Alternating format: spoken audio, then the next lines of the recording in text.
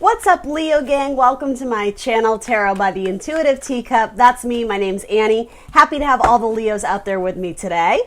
We are here to do your little sips, mini love tarot readings, as I like to call them, here at the Teacup. The little sips, just taking a temperature check, little energy check, seeing how it goes down, right? So this is going to be about you and the person you're thinking about. If you're not thinking about anyone in a romantic sense, it could certainly be about just a relationship in your life. It could be with your family, your best friend.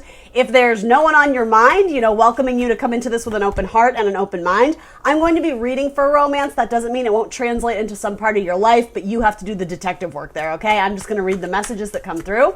As always, it won't always be your message, so do keep that in mind too.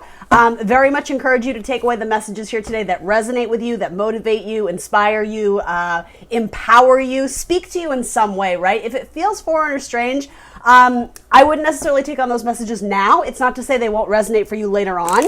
In fact, frequently that is how tarot works. Frequently you may have to shelf a few thoughts or messages that come through and they may actually apply later on. So, be open to that, right?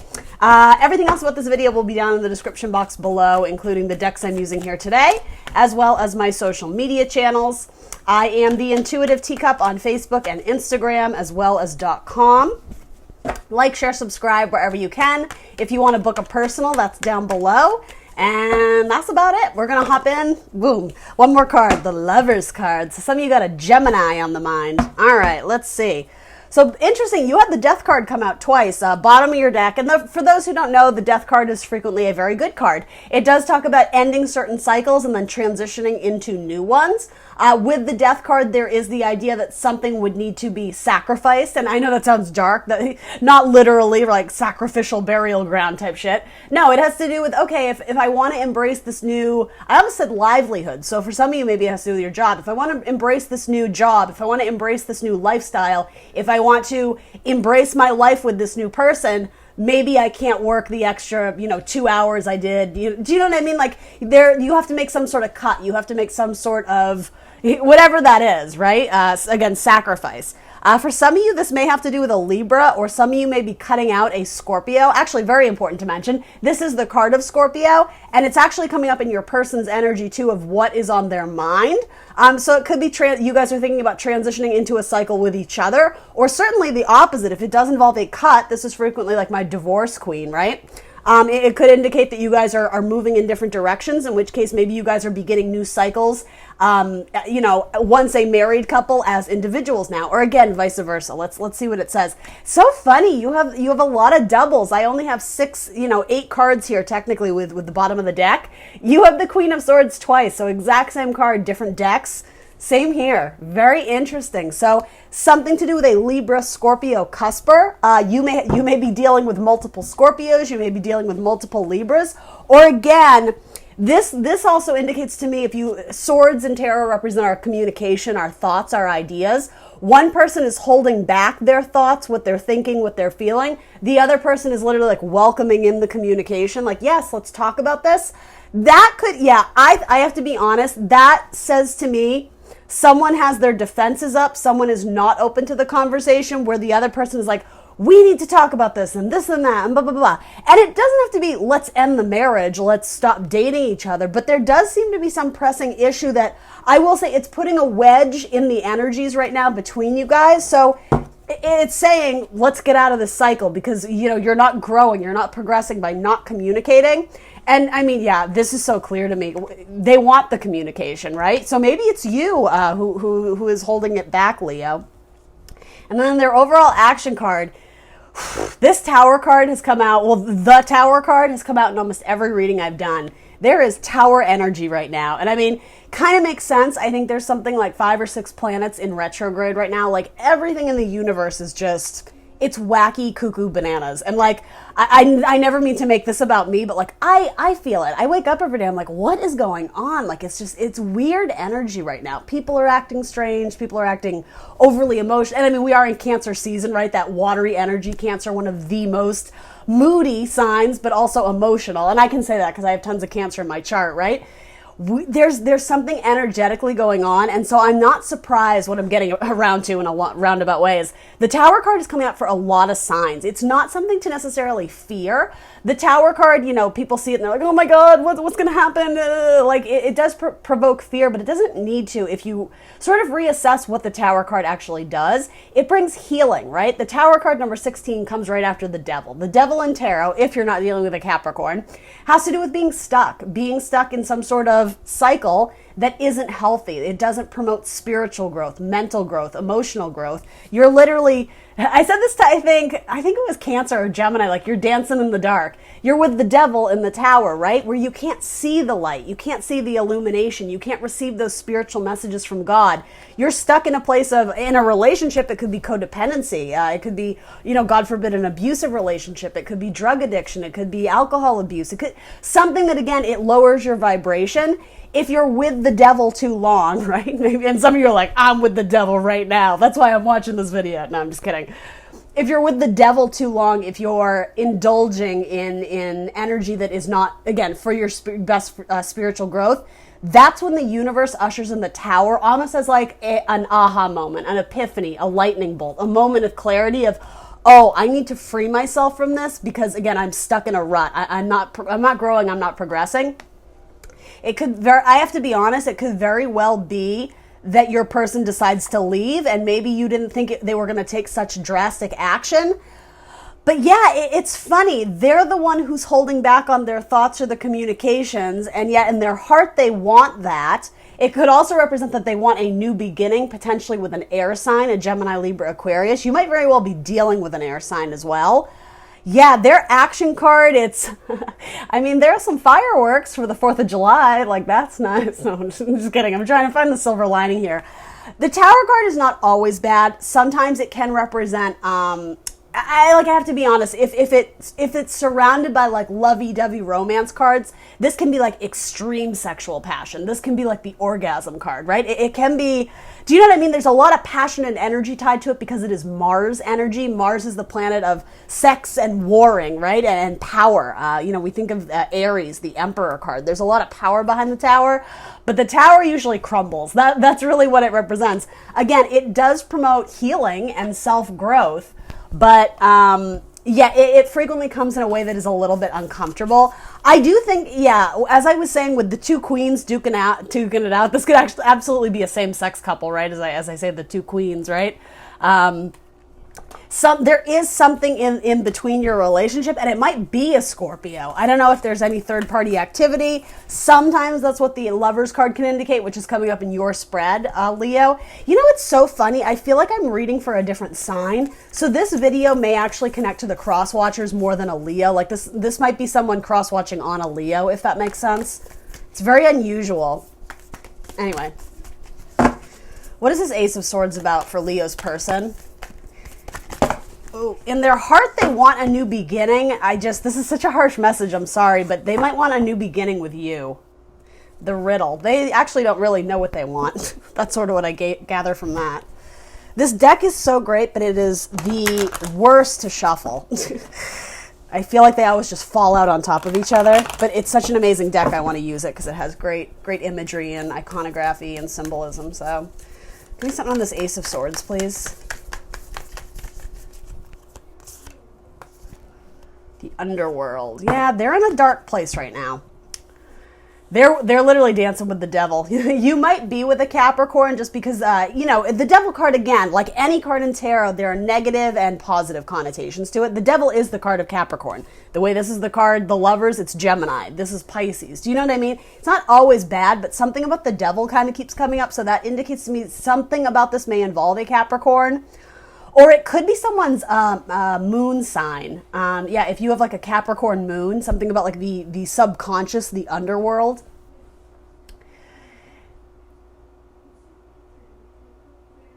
I'm hearing like they want to fight, or I don't know if they want to fight for the relationship, or that there's been some awkward baggage between you guys, and so it's almost like their lower vibrational self wants to kind of stick it to you. And I said something similar to Gemini. There's an immaturity potentially with this person where They might be a little bit manipulative, or more so when they're hurt, rather than come from a place of vulnerability. Hey, I'm hurting. I don't like it when you do this.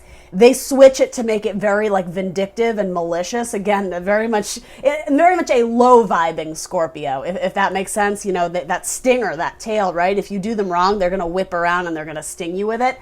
That's what this feels like to me. Ugh, Leo, I'm sorry. This is not a fun reading. Let's see what the universe wants you to know about this, because right now your person they're struggling. And this is, because it is Mars energy, it could also indicate Aries or Scorpio. It certainly doesn't have to. You have several cards of Scorpio. Tell me about this Tower. Sorry, I just want to clarify real quick. Okay, this person is thinking about leaving and they want you to chase them, but I'm not sure that you're going to. And here's the thing, I think they know that. They may have said something from, again, a darker place, hoping, this is so similar to the Gemini reading. If you're with a Gemini, watch that reading. It'll make a lot of sense. They may have said something to provoke you because they wanted extreme change and transition into the relationship. There's this weird passive aggressiveness of, I'm open to the conversation and yet I'm not sharing how I feel. It's very wishy-washy. And so this person may have said something from a very darker place, something that almost spoiled the energy or the love between you guys. And rather than admitting fault, it's like they're walking away, but they're also like, aren't you going to chase me? Like, it's a little bit icky. I got to be honest. And again, if it's not your person, if this is not your story, don't make it that. It's just for those who relate to this message, those are bits of confirmation for you that for some reason this person is still showing up in your energy. So energetically, even if you've broken up already, you might still be linked to them or tied to them. It very likely was a karmic relationship with all this Libra energy coming through. So at very minimum, there was something to be gained. There was something, ultimately, swords are lessons, right? Thoughts, ideas. There's something to be learned from this karmic relationship, something that you may choose to do differently the next time, something you may choose to avoid the next time. Yeah. The Tower is coming down on this 10 of Cups, this perfect fairy tale ending, the Cinderella story, it's the happily ever after. It's not what it seems. And frequently this card does indicate long-term marriages too. So again, I hate delivering that. That feels icky to me.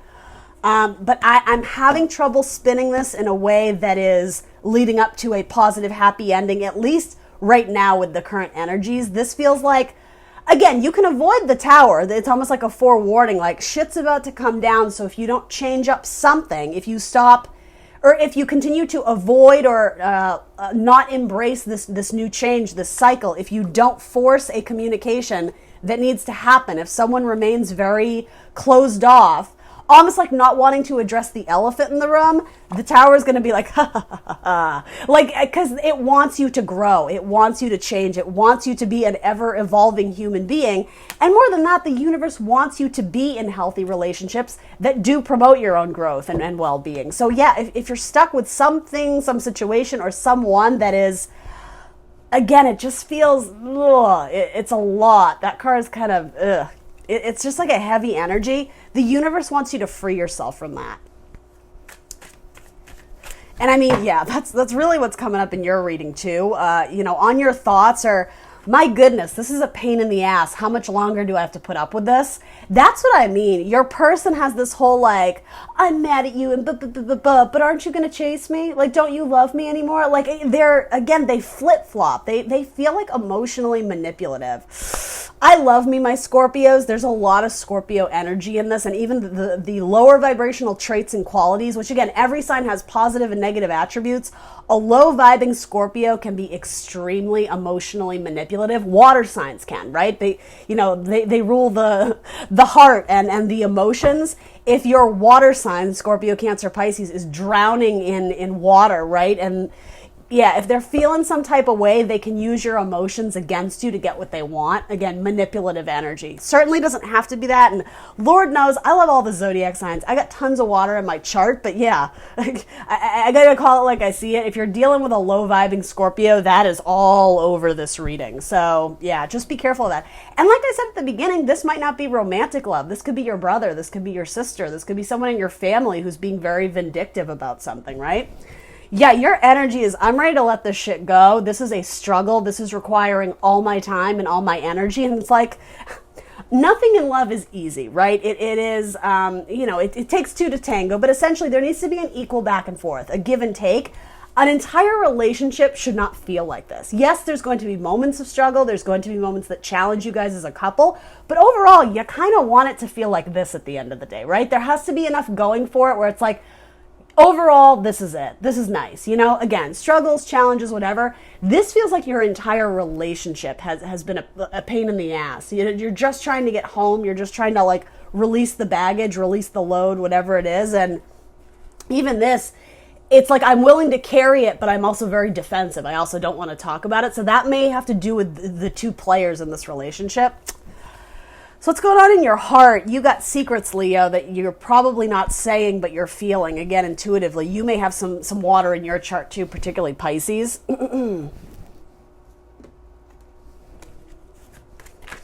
You might be dealing with a Pisces or a Cancer, or you might be thinking about moving towards a Pisces or a Cancer, as in you may have feelings for someone else. Which is why this whole thing of like, aren't you going to fight for me? Your person may actually be shocked that if they have a temper tantrum, you may actually be the one to decide to cut it. Like, no, that's it. I'm bringing the sword down. We're over. Which would explain this whole, wait, what do you mean? You're not going to, like, this person's kind of a drama queen right now. And it's not to say that they're not going through their own personal bullshit. They may be kind of like exploding all over you, even though they may be dealing with personal matters that actually have nothing to do with you in the relationship, but it's coming out again in like a very immature way. Yeah, you may be spying on someone else or interested in someone else, again, particularly a Pisces or a Cancer. Yeah, you are ready for change, Leo. And I mean, that's why you're watching this reading, right? I think, yeah, there may even be a Gemini involved, or again, a choice of the lovers, a choice of who you're going to move towards. Because there's obstacles in between the person you're currently with, right? There's a mountain between you guys. I also take this card to mean that it is divinely guided. It is divinely blessed for you to find happiness in love, right? Archangel, I think is it Uriel? I think it's Archangel Uriel is in here. So it's asking you, are you happy? Do you see this love relationship transitioning into something better, or are you ready to finally put down the burdens? Tens are the closing out of a cycle and the start of a new. So again, even if you don't want to get a divorce, even if you don't want to end it with this person entirely, it's saying change up something for the good, for the positive, right? Because otherwise the tower. And really, your person is bringing down the tower too. So that could say to me, you think you're being sneaky, or you think you're holding back on the truth of what you're actually intuitively feeling. Your person is probably feeling the exact same thing. And so you may as well communicate it. You may as well get it to the surface, because like, I just think only positive things will come from it when you guys actually speak your truth. You don't have to do it in a mean and hurtful way, though quite frankly, I think some of you are going to. This card is so nice. I want you to find your 10 of Cups with someone who deserves you, Leo, who treats you better, who isn't constantly nagging and picking at you. And yes, some of you may actually have a new Scorpio coming into your life, and that you're going to choose them over your current person, or a Virgo for that matter. So yeah, some of you may be walking away from a Virgo. Yeah, so I mean, the energy can go vice versa, right? It's a general reading. You have two cards indicating Virgo, and also practical changes either to or from a lover. So that's the thing. If you choose to separate yourself from this, I don't think you're going to be alone very long. I think you already have your sights set on someone, or it could be that a Virgo has their sights set on you, and they're wanting to come in and make a fairly stable offer in love, Knight of Pentacles, with their own major arcana. So if it is a Virgo, again, if you're dealing with a Virgo in the past, that's up to you how you want to deal with it. Some of my Leos have a Virgo that is interested in them.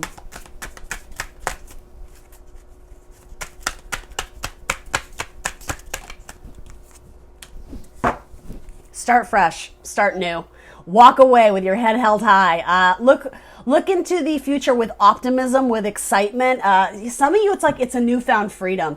This is the self-imprisonment card. It's like when you free yourself from this burden, from this from this heavy energy, it's going to feel like the dawning of a new day. It's a blank page. It's a fresh new start. A lot of you are being, it's literally encouraged to close out the cycle. What needs to be sacrificed? Your past 5 years with this person, your past 3 months of dating them. It's like, well, a necessary sacrifice in order to usher in more joy, more fortune, more blessings, more expansion and growth into your life as a spiritual human being.